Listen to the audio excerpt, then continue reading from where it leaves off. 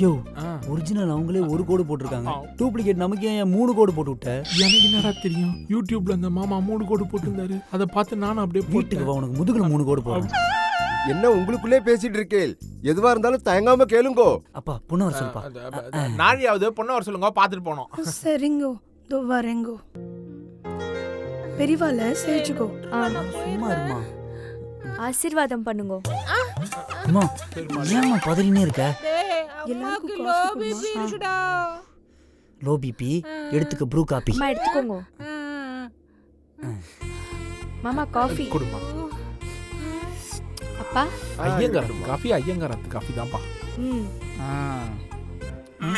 நைனா, ஒரு கோடு போட்டாந்தால் நம்மளை எத்தனை கேள்வி கேட்டான், நாம 3 கோடு போட்டுக்கிறோம், ஒரு கேள்வி கூட கேட்கலாம், நம்மள தப்பாத்துக்க மாட்டான். நீ சும்மா இருந்தா போதும், கம்முனியா. சும்மா நம்ம யாருக்கும் சளைச்சவங்க இல்ல.